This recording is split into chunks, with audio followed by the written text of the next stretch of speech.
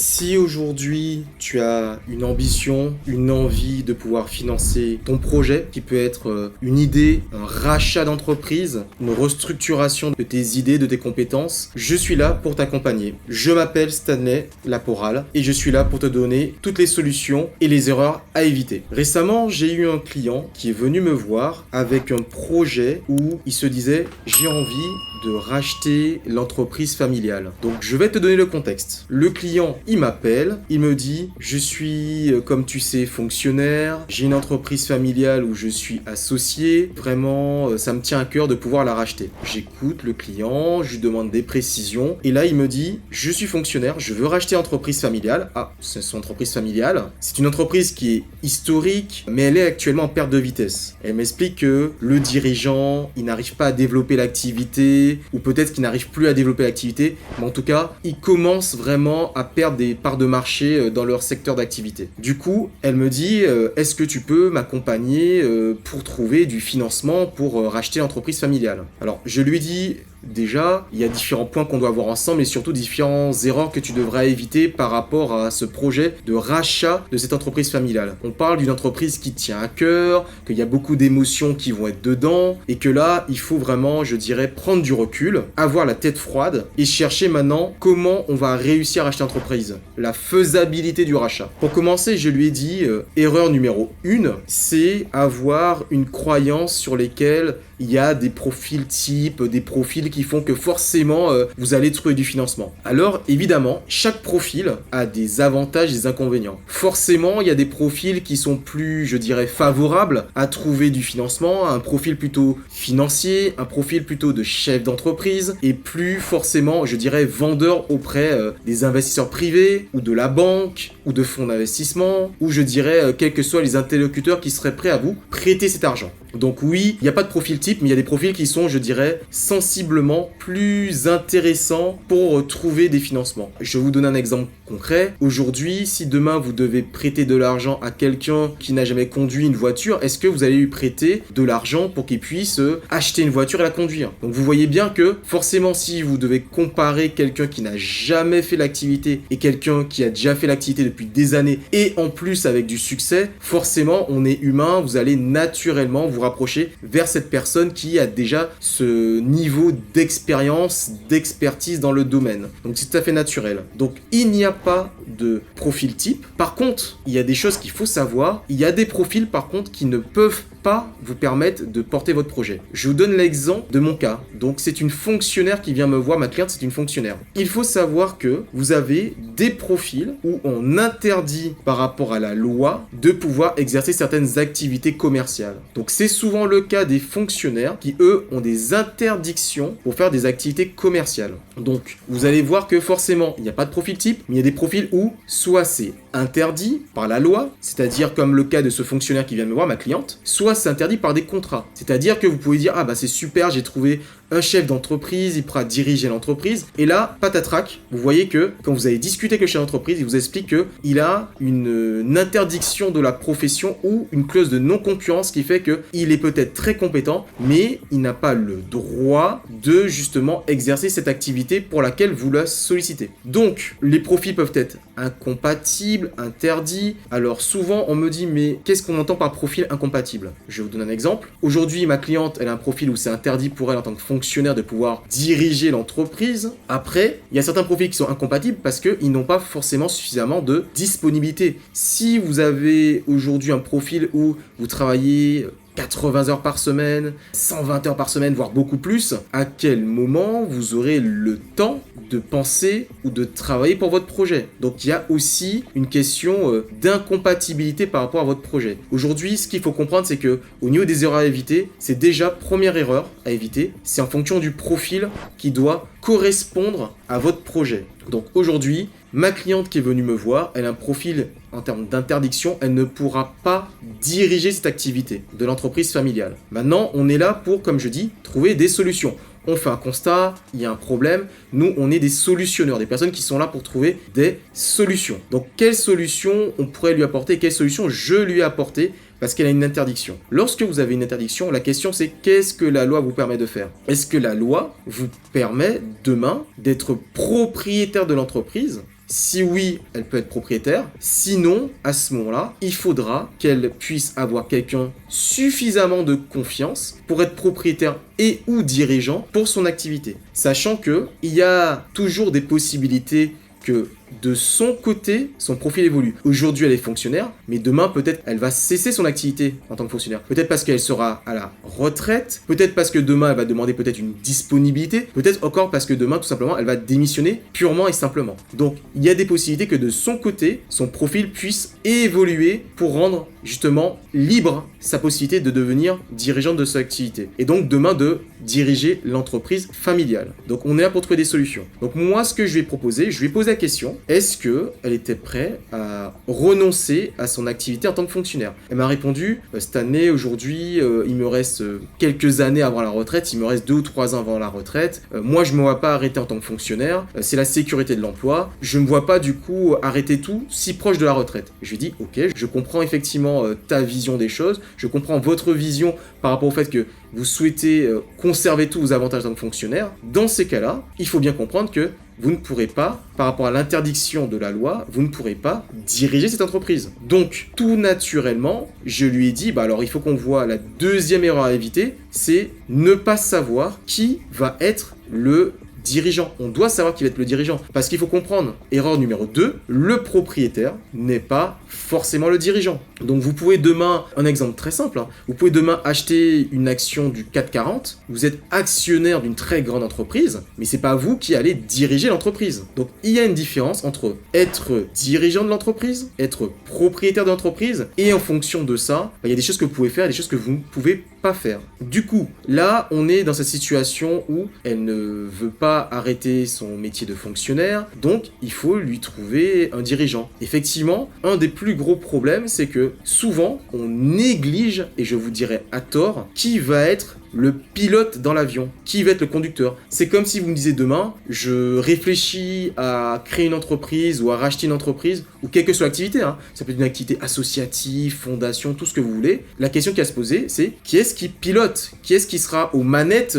Qu'est-ce qui sera au volant de la voiture? Et aujourd'hui, elle m'explique, en échangeant avec elle, elle me dit aujourd'hui, l'entreprise, elle a plus de 20 ans, il y a des dirigeants qui se sont succédés, plus ou moins avec des succès, et ça fait 3 ans que l'entreprise, elle ralentit, elle perd des parts du marché, et du coup, en catastrophe, ils ont mis un membre de la famille à la direction. Alors moi, je lui pose la question, d'accord, j'ai compris, vous étiez dans un état d'urgence, vous avez mis un membre de confiance de la famille à la tête de l'entreprise, ce qui arrive des fois souvent, malheureusement. Pourquoi je dis malheureusement? Parce que ce n'est pas forcément quelqu'un qui a été mis là pour ses compétences ou son expérience, mais souvent c'est quelqu'un qu'on a mis de confiance. Et quelqu'un qui est de confiance n'a pas forcément tous les prérequis pour pouvoir diriger l'entreprise. Une entreprise, il faut être formé, il faut être accompagné, si on veut, je dirais, garder le maximum de chances pour pouvoir avoir une entreprise qui va devenir stable ou qui va rester stable. Aujourd'hui, la situation de ma cliente, la société a été plus ou moins stable, on a mis en urgence un cousin de la famille pour qu'il puisse en fait tenir les rênes. Sauf que, en termes de profil, c'était un auto-entrepreneur qui n'avait jamais eu à faire du management, il a jamais géré des équipes, il ne sait pas lire un bilan, donc ça veut dire qu'il a vraiment plusieurs compétences qui lui manquaient. Donc, moi, ce que je lui ai expliqué déjà, c'est, vu qu'elle ne va pas diriger l'entreprise, est-ce qu'elle a ciblé qui va être le pilote dans l'avion? Elle m'explique, mais j'y ai pas pensé, j'étais focalisé sur racheter l'entreprise. J'ai dit oui, mais si demain tu décides de racheter une entreprise avec ton argent, ou tu essayes de convaincre une autre personne, des investisseurs, une banque, un fonds d'investissement, de t'accompagner sur le rachat de ton entreprise, et qu'ils vont te poser la première question, mais est-ce que c'est vous qui allez diriger l'entreprise? Vous dites non, et après vous dites, d'accord, alors qui est-ce qui va diriger l'entreprise? Et là vous dites, je ne sais pas, j'ai pas encore réfléchi à ça. Mais comme on dit, je dirais une expression un petit peu banale, mais vous êtes mort dans le game, c'est fini. Vous décidez de dire à quelqu'un, je veux ton argent, mais je ne sais pas qui va gérer ton argent. C'est fini. Tout de suite, vous perdez de la crédibilité. C'est pour ça que souvent je dis que la première des choses, c'est savoir s'entourer, se faire accompagner pour qu'il y ait quelqu'un qui vous explique les tenants et les aboutissants, et pour surtout, alors dans une version négative, diminuer les risques, ou dans une version positive, augmenter les chances de pouvoir réussir dans votre activité professionnelle. Donc, reprenez une entreprise, il y a des risques, mais vous pouvez justement diminuer ces risques ou augmenter vos chances de réussite. Par conséquent, je lui ai dit, alors, on a compris, je parlais avec mon collaborateur qui était là aussi, on a compris que vous souhaitez justement reprendre votre entreprise. Aujourd'hui, moi, je suis prêt à vous accompagner. Par contre, il y a des prérequis. Donc, l'erreur numéro 2 qui est croire que le propriétaire va être forcément le dirigeant, tout de suite, il faut la retirer. Déjà, le dirigeant, celui qui va être là pour piloter l'activité, le pilote de l'avion, il faudra l'identifier. Donc, il y a, si vous comprenez bien, une distinction à faire entre le porteur de projet, qui va souvent être le propriétaire de l'affaire, donc dans l'occurrence mon client qui est fonctionnaire, et de l'autre côté, celui qui va diriger, donc aujourd'hui celui au moment T où je vous parle, qui n'a pas encore été déterminé. Mais ce que je lui ai expliqué, c'est que maintenant, je vous ai dit, il y a des solutions. Donc, quelles sont les solutions lorsque c'est vous qui êtes le porteur de projet et que vous n'avez pas, soit vous ne pouvez pas, juridiquement parlant, devenir le dirigeant, soit vous n'avez pas les capacités ou l'envie de devenir le dirigeant. Donc, il faut maintenant chasser, comme font les chasseurs de tête, il faut chasser maintenant le dirigeant. Et vous avez 2 solutions qui s'ouvrent à vous. Première solution, vous pouvez avoir un profil qui se dégage en interne de quelqu'un qui serait en capacité de diriger l'entreprise. Donc vous avez quelqu'un qui, je dirais, c'est un peu une pépite, vous sentez que cette personne a les compétences. Maintenant, la deuxième question, c'est que vous avez repéré un profil. Est-ce que cette personne-là a l'envie aujourd'hui d'y aller? Est-ce qu'elle a envie de devenir dirigeant d'une entreprise? Dirigeant d'une entreprise, il faut savoir que vous avez des responsabilités. Vous ne comptez plus vos heures. Et c'est là où on se pose la question, est-ce que finalement, le salarié qui a du potentiel, déjà, a les compétences ou peut obtenir ces compétences? Et en plus de ça, est-ce qu'il a l'envie, la volonté de devenir dirigeant et prendre ses responsabilités? Donc en interne, il faut justement pouvoir avoir les possibilités de pouvoir recruter un dirigeant d'entreprise. Sachant une chose, c'est que en interne, l'avantage finalement, c'est que il aura moins de problématiques, ou je dirais ce sera beaucoup plus simple pour lui de pouvoir connaître l'environnement de l'entreprise, parce que ça fait des années peut-être qu'il est dans l'entreprise, et donc le temps de transition et de passation sera peut-être beaucoup plus court. Au lieu que ça prenne 3 mois ou 6 mois, peut-être que ça prendra 2 mois ou peut-être 3 mois maximum, parce que il connaît déjà l'entreprise, il connaît l'environnement, il connaît les clients, il connaît les fournisseurs, et là en fait c'est plus une montée de compétences, savoir peut-être lire un bilan, comprendre les enjeux économiques, comprendre les enjeux environnementaux de la société qui vont s'apprendre petit à petit avec une passation de l'ancien dirigeant ou peut-être un cabinet externe qui va l'aider et l'accompagner pour, je dirais, devenir un dirigeant compétent. Donc ça, aujourd'hui, c'est la solution en interne. Maintenant, il y a une deuxième solution qui est la solution en externe. C'est-à-dire que vous allez utiliser soit directement, donc c'est vous qui allez chercher un dirigeant en postant par une annonce, sur Le Bon Coin, sur Cadre Emploi, sur Pôle Emploi, sur France Travail maintenant. Donc c'est vous qui allez aujourd'hui, je dirais, aller chasser le dirigeant avec vos réseaux et vos compétences. Ou peut-être, demain, vous allez vous dire, écoutez, souvent je dis, faites le test si vous voulez. Si vous n'avez pas forcément beaucoup de fonds disponibles, de trésorerie disponible, ou si par exemple, vous avez envie d'essayer parce que vous avez de la disponibilité en termes de temps, allez effectivement chercher de vous-même et donc prospecter pour trouver un dirigeant. Avec vos réseaux, avec vos contacts, avec des plateformes publiques comme Cadre Emploi, Pôle Emploi et autres, ou d'autres réseaux, Hello Work et autres, trouver des dirigeants d'entreprise. C'est la première solution, qui est gratuite pour le coup, ou certaines fois un peu payante s'il faut payer de la publicité ou certaines plateformes, mais qui est souvent très peu coûteuse. L'option numéro 2 que vous avez sera de passer par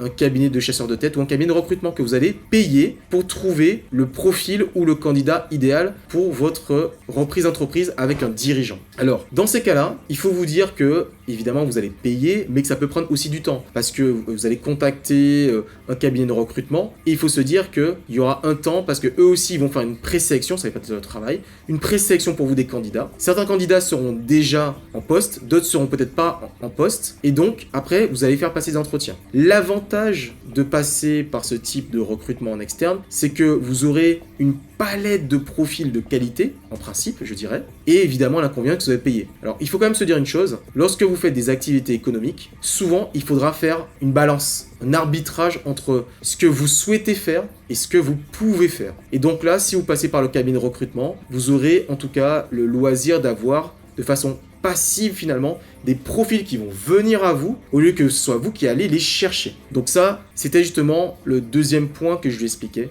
par rapport justement à qui va piloter l'avion. Vous avez compris une chose et c'est très important au niveau des erreurs, et ça c'est la troisième erreur, et donc il faut aussi trouver des solutions, c'est l'empressement. On est souvent malheureusement pressé de vouloir faire des actions, reprendre une entreprise, acheter une entreprise, financer son idée. Souvent on est trop pressé et la solution c'est le calme, le temps et surtout la préparation pour mettre en place un plan d'action. Donc je vais m'expliquer par rapport à ça et ce que j'ai dit à la cliente. J'ai expliqué à la cliente qu'aujourd'hui, j'ai entendu ce qu'elle m'a dit sur le fait qu'elle a son désir ardent, elle est très pressée de pouvoir reprendre l'entreprise est en train de péricliter, qu'il faut faire vite. Alors, de toute façon, dans le monde des affaires, comme me disait un de mes partenaires, tout le monde est toujours pressé. Tout le monde est toujours pressé. Alors, je vais vous donner une petite anecdote. J'ai accompagné un porteur de projet qui, ça fait des années, ça fait 3 ans, qui souhaitait en fait se lancer dans une activité nautique en Guadeloupe, notamment. Il voulait acheter un bateau et il n'avait pas l'argent. Il fallait pour lui un financement de 150 000 euros. Et ça fait des années qu'il demandait auprès de proches, donc tout ce qui s'appelle la love money, la monnaie des proches, la monnaie du cœur. Il demandait à des proches de l'argent, il n'y arrivait pas. Il allait la voir à la banque, il n'y arrivait pas. Donc, enfin bref, il était bloqué partout. Il vient me voir, il m'explique la situation. Alors pour être plus précis, c'est un de mes partenaires qui me dit, cette année, aujourd'hui, j'ai un client qui vient me voir, qui me dit qu'il souhaite financer son activité qu'il va créer dans le domaine nautique. Donc, je dis, ok, c'est très bien, c'est quoi son profil? Donc vous voyez, première question, c'est quoi le profil? Et là, il me dit, au niveau du profil, il m'explique que tout simplement, aujourd'hui, le profil en fait de ce porteur de projet, c'est que lui, ça fait des années qu'il en fait, il fait déjà skipper sur plusieurs bateaux en Guadeloupe et qu'il a une véhémence, une envie profonde d'avoir son bateau à lui pour pouvoir faire la même chose. Il le fait déjà depuis des années et donc il se dit tout simplement, mais pourquoi pas moi? Tout simplement. Souvent on se dit ça quand on est salarié ou qu'on fait une activité, c'est pas nous le patron, on se dit, mais en fait c'est moi qui fais tout, ou quasiment tout. Bah, pourquoi je n'ouvrirais pas mon activité? Alors, souvent certains, ils n'osent pas. Alors, surtout une chose, osez toujours faire les choses. Que ce soit dans vos vies personnelles, professionnelles, osez faire les choses. Des fois, il faut réfléchir, des fois, il faut y aller, il faut se jeter dans l'eau. Vous voyez, moi, par exemple, ça fait des années que je me disais que je ferais des vidéos sur les réseaux sociaux. Et c'est un ami qui m'a dit, vas-y, ose. Si ça se passe bien, très bien. Si ça se passe pas bien, pas grave. Il faut y aller, oser les choses. Parce que la pire des choses, c'est d'avoir des regrets. Donc, c'était un petit tips pour vous. Donc, faites les choses. Donc, lui, il est venu me voir sur recommandation. Il m'a dit, ça fait des années que je fais des excursions nautiques en Guadeloupe, Marie-Galante, les Saintes. Je veux faire mon projet. Ça fait 3 ans que je suis intéressé à faire ce projet-là, que je réfléchis, que je me dis que si je prends un bateau à 150 000 euros, par rapport aux différentes journées que je fais payer 500 euros ou 1000 euros, c'est forcément rentable. Donc, il réfléchissait, il cogitait en se disant, il faut qu'il y aille. Moi, je lui ai dit, d'accord, aujourd'hui, où tu en es? Donc, son profil, on a bien compris. Il veut aujourd'hui financer un projet pour créer une entreprise d'activité nautique et donc acheter un bateau. Donc, déjà, son profil est plutôt cohérent. Il a déjà une expérience dans les activités nautiques depuis des années. Alors, en parallèle de ça, il avait déjà ouvert aussi une entreprise. Donc, ça veut dire que, au niveau du secteur d'activité, il est déjà dans le bon profil parce qu'il a déjà des références. 2, il a aussi déjà eu des activités entrepreneuriales. Donc ça veut dire qu'il sait comment gérer une entreprise, en tout cas il a des notions de gestion d'entreprise. Et 3, il connaît son marché parce qu'il a déjà pu justement jauger la clientèle, donc il a fait une vraie étude de marché sur place en Guadeloupe. Parce que du coup, il était déjà habitué à avoir des clients via l'autre entreprise sur laquelle il faisait des activités nautiques. Donc vous voyez, premier point, il a un profil qui est cohérent. Je lui pose la question, et ça on en verra aussi dans, je dirais peut-être dans une autre vidéo, la question de comment vous entourer notamment vos associés. C'est une très bonne question sur les associés. Donc je reviendrai après dessus parce que effectivement la question après le profil c'est est-ce qu'il sera tout seul ou est-ce qu'il sera avec des associés. Alors lui pour le coup il était avec des associés et là le profil aussi matchait. Il a fait aussi des excursions nautiques, il a de l'expérience, il avait lui aussi une entreprise. Donc le profil aujourd'hui du porteur de projet il est viable. Il est venu me voir et il m'a dit que ça fait 3 ans qu'il a le projet. Il vient me voir, c'était en novembre 2024. Il m'explique que là c'est fini, le vendeur, il a trouvé déjà le bateau, le vendeur ne veut plus du tout vendre, il est pressé, si on n'achète pas demain, c'est fini. Alors je lui dis, mais je viens juste de te rencontrer, je suis en train de travailler le dossier, je peux pas te dire que c'est pas de la magie, ça demande une préparation en fait. On peut pas comme ça te trouver 150 000 euros, sachant que le dossier n'est pas encore prêt. Est-ce que tu as un business plan? Oui, plus ou moins. D'accord, tu as eu 3 ans pour le faire. Tu aurais pu un peu l'affiner. Est-ce que tu as déjà un engagement, une promesse? Il me dit oui, c'est un engagement verbal, je connais l'intermédiaire qui va me permettre de pouvoir acheter le bateau. Donc tout ça, il m'explique rapidement. Et là, je vois des warnings partout. Ce que je vous ai dit dans le point, l'empressement, ça veut dire qu'il n'y a pas de préparation. Il est pressé. Il faut jamais faire les choses quand on est pressé, voire trop pressé.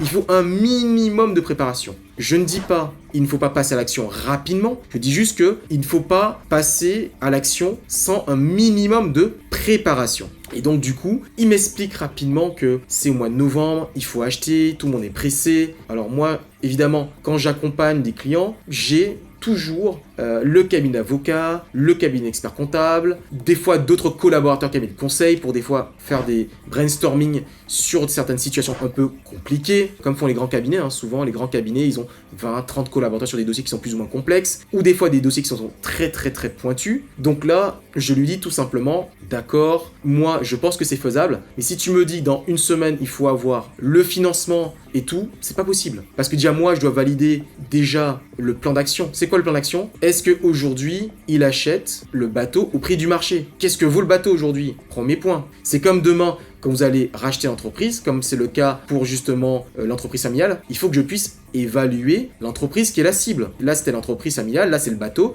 Il faut évaluer votre cible, premièrement. Donc, si vous êtes pressé, vous ne pouvez pas le faire dans de mauvaises conditions. Il faut justement vous dire, je prends un petit peu de temps, je vais voir certains experts, gratuits ou payants, que je puisse analyser ma cible. Très important. Donc, déjà, savoir est-ce qu'il y aura potentiellement une négociation à avoir sur le prix d'achat de l'entreprise ou, je dirais, de l'objet cible de l'entreprise. Parce que là, on vous a parlé d'un bateau, mais demain, c'est peut-être une clientèle qu'il faudra acheter. Peut-être demain, ça sera juste, je dirais, un gros matériel ou un gros engin d'une entreprise BTP, etc. Donc tout ça, il faut pouvoir prendre son temps pour pouvoir avoir déjà les chiffres cohérents. Est-ce que par exemple son bateau, il vaut bien 120 000, 130 000 ou 150 000? Premier point. Même chose pour l'entreprise familiale. Est-ce que l'entreprise familiale vaut bien 300 000, 400 000, 500 000 ou 800 000? Premier point. Donc, préparez votre plan d'action, prendre un petit peu du temps pour ça. En l'occurrence, pour finir par rapport à lui, je vais être très rapide sur le calendrier. Si j'écoutais son calendrier, on est en novembre, ça fait déjà 3 mois que le vendeur attend. Moi, je lui ai expliqué que si on veut avoir le temps, donc je vais faire un calendrier prévisionnel, si on veut avoir le temps en termes de plan, il faut que j'évalue au niveau de l'asset. L'asset, c'est quoi? C'est le sous-jacent, c'est ce qui tend, c'est le produit, c'est l'objet de la vente, voir vraiment est-ce que ça vaut ce que ça vaut. Donc j'ai dû aller voir des experts, échanger avec des experts, et avoir une vraie étude de marché sur le prix de la cible, donc le bateau. C'est ce que bientôt je suis en train de faire avec la cliente sur le dossier de l'entreprise familiale. On est en train de regarder quel est le prix vraiment en termes de valorisation. Sachant que je vous fais une petite parenthèse, il y aura peut-être un sujet précis dessus. Il y a toujours une ou plusieurs méthodes de valorisation des cibles en fonction des méthodes. Ça peut être certaines fois sur des questions de chiffre d'affaires, d'excédent brut d'exploitation, des big data. Ça peut être des questions si c'est des choses spécifiques comme par exemple le bateau. Est-ce que c'est un bateau neuf? Est-ce que c'est un bateau d'occasion? Donc tout ça fait que il y a matière à travailler avec des experts et des gens qui vont vous accompagner déjà sur la question de la valorisation. Ce que vous voulez racheter, ça coûte combien? Est-ce que vous avez une marge de négociation? Si par exemple, le bateau, on le proposait à 200 000, sachant qu'après analyse, il vaut 150 000, évidemment, on ne va pas racheter le bateau à 200 000. On va négocier, on va mettre en place une stratégie pour expliquer déjà avec le vendeur que selon le marché, son bateau vaut 150 000 maximum. Donc déjà, nous, on ne peut pas accepter d'acheter son bateau à 200 000 euros. Donc cette partie déjà, valorisation du bien, valorisation de la cible, permet déjà de savoir combien vous aurez potentiellement besoin en termes de financement. C'est le premier point. Le deuxième point par rapport au plan d'action, pour justement ralentir les choses, c'est que lorsque vous allez passer par des personnes qui vont vous accompagner, des cabinets de conseil comme le mien par exemple, vous pourrez déjà montrer à votre vendeur que vous êtes accompagné et que déjà, il faut que la personne qui vous accompagne puisse prendre en main le dossier et que vous puissiez échanger avec lui. Donc déjà, vous savez que vous gagnez déjà une semaine ou 15 jours. Parce que évidemment, il faut faut que nous, en tant que cabinet de conseil, on puisse avoir tous les éléments du dossier. Et pour commencer, comme quand vous allez, prendre un avocat ou un expert comptable, vous avez une lettre de mission. Nous, c'est la même chose, c'est-à-dire que lorsqu'on va vous accompagner, il y aura une lettre de mission, il y aura un contrat qui sera signé pour vous dire dans quelles conditions on s'engage avec vous. Et donc, forcément, étant donné que vous allez avoir un nouvel interlocuteur dans la boucle de votre projet, de votre dossier. Vous allez communiquer auprès du vendeur pour lui dire « Aujourd'hui, j'ai un nouvel acteur avec moi qui va m'accompagner, donc je vais vous répondre dans quelques jours. » Et c'est lui qui va vous répondre et vous pourrez prendre contact avec lui. Donc ça veut dire que grâce à nous aussi, en termes de calendrier, on rebat les cartes. Et c'est ce qui s'est passé pour nous sur le dossier avec le bateau. Du moment où ils ont su que le porteur de projet était accompagné avec un cabinet de conseil, avec un cabinet d'avocats, avec un cabinet d'expertise comptable. Il a su que le porteur de projet n'était pas seul et qu'il fallait du temps. Et donc, il a gagné du temps sur le calendrier. Donc tout de suite, il a gagné 15 jours. C'est ce que je suis en train de vous expliquer. Aujourd'hui, le calendrier, même si tout le monde est pressé, tout le monde veut faire les choses vite, quand vous travaillez sur un dossier, vous êtes des porteurs de projet, vous êtes pressé, tout le monde est pressé. Déjà, le calendrier, il faut pouvoir le maîtriser. Souvent, quand vous travaillez et que vous êtes accompagné avec un professionnel, il va vous aider justement à pouvoir ajuster le tempo, le timing justement de ce projet que vous souhaitez réaliser. Aujourd'hui, la cliente que j'ai qui souhaite justement acheter l'entreprise familiale, je lui ai expliqué tout ça. Aujourd'hui, on est justement sur ce troisième point qui est la phase du timing et je lui ai expliqué que l'erreur, que je dis l'erreur numéro 3 à ne pas faire, qui est justement s'empresser, être tout le temps pressé, vraiment, je dirais dans la hâte, elle l'a compris. Et maintenant, je lui ai dit, tu pourras bientôt dire que tu es accompagné par notre cabinet de conseil. Ça va te permettre de gagner du temps. Et nous, ensemble, on va mettre un calendrier opérationnel pour pouvoir valider les choses. Valider ensemble le profil du futur dirigeant. Après, valider ensemble comment va se passer les opérations en termes de calendrier. C'est-à-dire prise de contact des vendeurs, prise de contact des dirigeants. Ah oui, parce qu'il faut quand même savoir une chose importante, et ça fera aussi l'objet sûrement d'un point et d'une erreur à éviter. Il faut aussi vérifier des fois en amont. Vous avez quelqu'un qui vous dit, et vous-même vous dit, c'est bon, je vais acheter. Vérifiez quelque chose en amont. Est-ce que réellement la personne est vendeuse? Et voilà. Bah écoutez, je finis dessus, et dans une prochaine vidéo, on verra ensemble certains points, et notamment le point de départ, comment savoir si le vendeur est réellement vendeur. Merci beaucoup, c'est Stanley Laporal, votre accompagnateur sur le financement des projets. Bonne journée, au revoir.